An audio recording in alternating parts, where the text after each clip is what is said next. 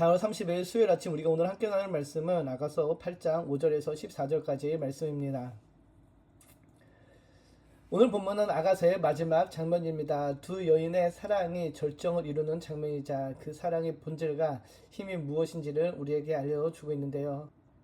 본문 6절에서는 사랑은 죽음과 같이 강하고 질투는 수월같이 잔인하다라고 말합니다. 이것은 단지 감정의 표현이 아니라 하나님의 성품을 닮은 사랑의 본질이 무엇인지를 알려주고 있는데요. 먼저 6절을 보면 이렇게 이야기를 하죠. 너는 나를 도장같이 마음에 품고 도장같이 팔에 두라. 사랑은 죽음같이 강하고 질투는 수월같이 잔인하며 불길같이 일어나니 그 기세가 여호와의 불과 같으니라. 먼저 사랑은 죽음처럼 강한 그 사랑을 이야기합니다. 고대 근동에서는 도장이 곧 신분과 존재와 권위를 나타냈습니다. 도장을 품는다는 것은 단순한 애정 표현이 아니라 상대를 자기 존재의 중심에 두는 것입니다. 사랑은 상대방을 자기 마음의 중심에 두며 인생의 중심에 새기는 것이다 라고 알려주고 있는 것이죠. 그래서 그 사랑은 죽음과 같이 강하다라고 이야기합니다. 죽음이 무엇인가요? 누구도 피할 수 없고 거스를 수 없는 절대적인 힘이 바로 죽음입니다. 바로 그처럼 참된 사랑은 피할 수 없는 힘이며 인생을 완전히 변화시키는 능력이라는 것이죠. 세상의 사랑은 종종 조건적이고 일시적이지만은 성경에서 말하는 그 사랑은 변치 않고 끊을 수 없는 힘을 가진 사랑을 이야기합니다. 이 사랑은 곧 하나님께서 우리에게 보여주신 사랑이기도 한데요.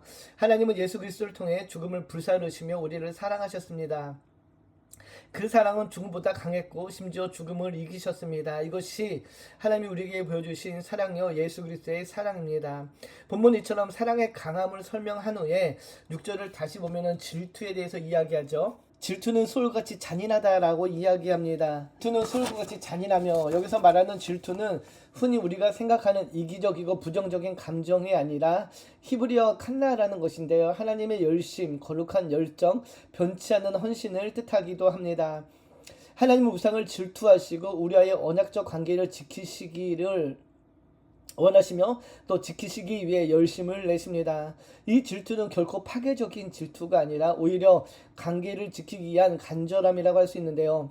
하나님 우리와의 사랑 관계를 결코 쉽게 포기하지 않으시며 우리가 외면하고 떠나더라도 하나님 끝까지 우리를 기다리고 인내하시며 우리를 찾아오십니다. 하나님은 음료 구매를 다시 찾아가는 호세아 선지자를 통해 이 질투의 사랑이 무엇인지를 보여주셨습니다. 그리고 다시 6절 하반절을 보면은 그 기세가 여호와의 불과 같다라고 이야기합니다. 시인은 이제 이 사랑을 여호와의 그 사랑에 비교하는데요. 여호와 하나님의 사랑은 불과 같은 사랑입니다. 여호와의 불은 종종 성경에서 정결하게 하시고 거룩하게 하시며 능력 있게 하시는 하나님의 임재를 상징하는데요. 불은 파괴의 상징일 수도 있지만 동시에 정화와 변화의 도구이기도 합니다. 하나님의 사랑은 단순히 따뜻한 감정이 아니라 그것은 우리의 죄를 태우고 우리를 새롭게 하며 우리의 삶 전체를 변화시키는 불길과 같은 사랑이라는 것이죠.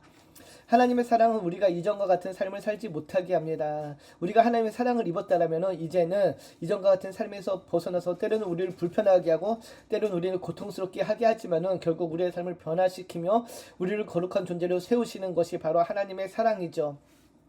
그 하나님의 사랑이 우리에게 임하면은 우리는 인생의 목표가 바뀌고 관계가 바뀌며 인생의 방향이 바뀌게 됩니다. 따라서 사랑은 단순한 감정이 아닌 삶 전체를 삼키는 불과 같다라는 것이죠.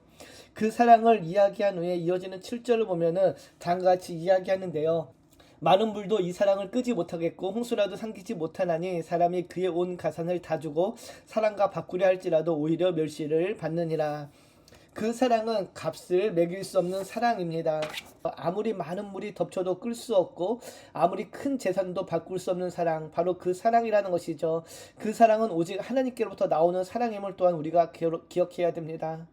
이 사랑은 오직 하나님께부터 오는데요. 하나님의 사랑으로 우리가 충만해진다면은 그 사랑은 결코 거래의 대상이 아니라 흥정하거나 또 값으로 살 수 있는 사랑도 아니라는 것이죠. 그래서 우리가 그 사랑을 알게 되면은 그 사랑이 은혜의 선물임은 또한 알게 되는 것입니다. 그 사랑이 무엇인가요? 바로 하나님은 그 아들을 값없이 우리에게 주셨고 우리는 오직 믿음으로 그 사랑을 받습니다. 이 사랑을 경험하는 사람은 이제 다른 사람에게도 그런 사랑을 흘려보내야 한다는 것이죠. 그 사랑으로 지금 사랑하는 관계에서 결혼의 언약을 맺고 있으며 결혼의 그 은혜를 누리고 있는 것이 바로 아가서의 이야기입니다. 그리고 이어지는 본문 8절 이하는 신부의 오빠들이 왜 그렇게 일장에서 결혼을 반대하고 놓아요 신부를 포돈지기로 보냈는지를 부연하는 설명이 이어지는데요. 8절로 보면 이렇게 이야기합니다. 우리에게 있는 작은 누이는 아직도 유방이 없구나. 그가 청혼을 받는 날에는 우리가 그를 위하여 무엇을 할까? 그가 성벽이라면 우리는 은망대를 그 위에 세울 것이요 그가 문이라면 우리는 백항목 판자로 두르리라. 오빠들의 걱정과 신부의 확신에 대한 이야기가 주어집니다. 신부의 오라비들은 누이가 아직 결혼 정력이가 아니었음을 걱정합니다. 가슴이 없다라는 것은 아직 성숙한 여인이 되지 못했음을 알려주는 것인데요. 신체적으로 미성숙한 누이가 시집을 가게 되면은 온 동네와 가문의 수치가 될 것이요 타인의 가문인 시댁에 누를 끼치는 일이 될 수 있기에 걱정하며 망대를 세워서 보호하겠다는 것이죠. 성벽에 망대를 세워도 또 문위에 백평목 판재를 덧대들 그녀를 지키고 보호하겠다라고 이야기합니다. 이런 오빠들의 그런 걱정을 10절을 보면은 이렇게 불식시키죠. 나는 성벽이요 내 유방은 망대 같으니 그러므로 나는 그가 보기에 화평을 얻은 자 같구나. 그런 오빠들의 걱정을 아는 듯 여인은 자신은 성벽이요 자신의 유방은 망대 같다라고 이야기합니다. 이것은 이미 이 여인이 성숙했음을 의미하는 것과 함께 자신을 스스로 지켜낼 수 있는 능력이 있음을 말해주는 것입니다. 그래서 그녀는 신령이 보기에 이미 화평을 얻은 자 같다라고 이야기하죠. 오빠들은 아직 여인이 미성숙해서 결혼을 미뤄야 한다라고 하지만 이미 여인은 신랑의 사랑에 취해 있고 이미 자신은 준비가 되어 있음을 알려주는 것입니다. 이미 신랑의 사랑에 포위되어 있기에 기세 싸움을 하기보다는 항복하고 화친하여서 결국 화평을 얻어야 된다는 것이죠. 이미 결혼을 해야 되는 때가 도래에 있음을 알려주고 있는 것입니다. 이처럼 신부는 신랑에 대한 사랑을 다시 한번 확증하며 13절 14절에 보면 다음과 같이 이야기합니다. 너 동산에 거주하는 자여 친구들이 내 소리에 귀를 기울이니 내가 듣게 하려무나 내 사랑하는 자여 너는 빨리 달리라 향기로운 산 위에 있는 노루와 같고 어린 사슴과 같아라. 신랑은 신부의 목소리를 듣고 싶어하고 신부는 신랑에게 향기로운 산의 노루처럼 빨리 달려오라고 재촉합니다. 이것은 주님을 기다리는 우리의 삶의 모습과 같습니다. 날마다 말씀으로 주님의 음성을 듣고 기도로 우리의 목소리를 들려드릴 때에 우리는 신부와 신랑의 그 언약 관계에 있는 것처럼 하나님과의 그 언약 관계 속에서 은혜를 누리게 될 것입니다. 그러나 이것으로 끝나는 것이 아니라 주님이 오실 날을 간절히 기대함으로 갈망함으로 기다려야 하는 것이죠. 신부가 신랑을 향하여 노루와 같고 사슴과 같이 달려오라고 이야기하는 것처럼 신랑을 기다리는 곳 있는 것처럼 우리도 다시 오실 주님을 기다려야 할 것입니다. 아가서를 시작하며 말씀드렸듯이 아가서는 단순한 연애시가 아닙니다. 이는 신랑이신 예수 그리스도와 신부인 교회의 사랑을 보여주는 거룩한 그림이라고도 할 수 있는데요.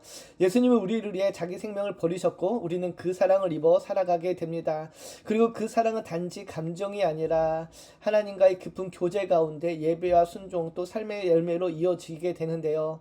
그 사랑은 죽음처럼 강합니다. 그것은 그리스도의 십자가에서 이미 우리에게 드러났는데요. 그 사랑은 누구도 막을 수 없고 또 무엇과도 바꿀 수 없는 사랑입니다. 그래서 오늘 우리는 그 사랑 안에 거하며 그 사랑의 은혜를 누리는 삶을 살아가게 되는 것인데요. 오늘 신랑이 또 신부가 그들의 마음에 도장을 새기듯 우리 역시 우리의 마음에 우리의 팔에 그 사랑을 도장처럼 새기고 살아가야 될 줄 믿습니다. 사랑은 말이 아니라 삶임을 기억하시고 오늘도 삶의 자리에서 그 사랑을 흘려보내며 그 사랑으로 인하여서 기뻐하고 감사하는 모두가 되기를 주님의 이름으로 축복합니다. 기도합니다. 참 좋으신 하나님 감사합니다. 죽음처럼 강한 사랑으로 우리를 사랑해 주셔서 우리를 자녀 삼아 주시고 우리를 하나님 나라를 품고 하나님 나라를 바라보고 살아가게 하심을 감사합니다.